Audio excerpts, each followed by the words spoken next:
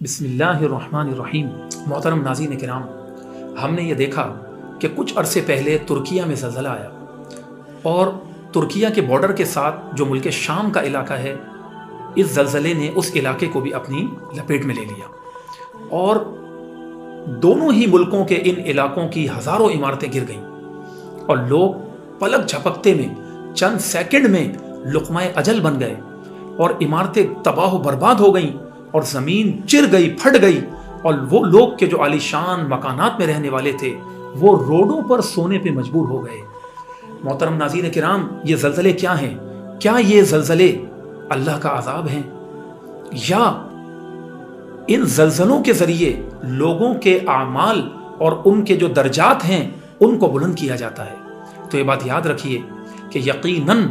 جو بھی مصیبت اس روئے زمین پر آتی ہے تو رب العالمین نے فرما دیا کہ اے لوگوں، اے بنی نو انسان، وہ تمہارے کرتوتوں کی سزا کی وجہ سے آتی ہے۔ تو اس بات سے تو ہم بری ذمہ ہو ہی نہیں سکتے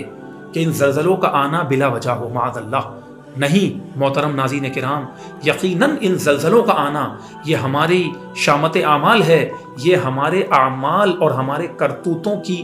سزا ہے کہ زمین پر اور اہل زمین پر جو بھی مصیبتیں آتی ہیں، رب العالمین نے فرمایا کہ وما اصابکم من مصیبت فبما کسبت ایدیکم ویعفو عن کثیر۔ اے لوگوں، تم پر جو بھی مصیبت آتی ہے وہ تمہارے کرتوتوں کی سزا ہوتی ہے، اور رب العالمین تو بہت ساری باتوں سے عفو درگزر فرما دیتا ہے۔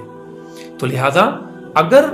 زلزلہ جس زمین میں آیا وہاں نیک لوگ ہوں تو یہ زلزلہ ان کے درجات کی بلندی کا سبب بن جاتا ہے، اور اس روئے زمین پر، اس خطہ ارض پر اگر گناہگار ہوں تو ان کے لیے یہ اللہ کی جانب سے ایک عذاب کی صورت میں یہ زلزلے آیا کرتے ہیں۔ تو لہٰذا اصل بات یہ ہے کہ جب بھی اس قسم کی مصیبتیں آئیں، کچھ عرصے پہلے کرونا وائرس آیا، اسی طرح کئی ممالک میں، پاکستان میں ہم دیکھیں، ہمارے وطن عزیز میں، تو وہاں بڑا ہی خطرناک قسم کا سیلاب آیا، کروڑوں اربوں روپے کی فصلیں تباہ ہو گئیں، اور جو ہے چارہ بھی حتیٰ کہ جانوروں کے لیے ناپید ہو گیا۔ تو یہ ساری مصیبتیں ہمارے اپنے کرتوتوں کی سزا ہے، اور اس بیان میں تمام ناظرین کے لیے، ہم سب کے لیے میسج یہ ہے کہ ہم جب بھی مصیبتیں آئیں رب العالمین کی بارگاہ میں رجوع کریں اور گڑ گڑا کر، رو رو کر اپنے گناہوں کی معافی مانگیں، اور اسے ہم اپنے کرتوتوں کی سزا سمجھیں۔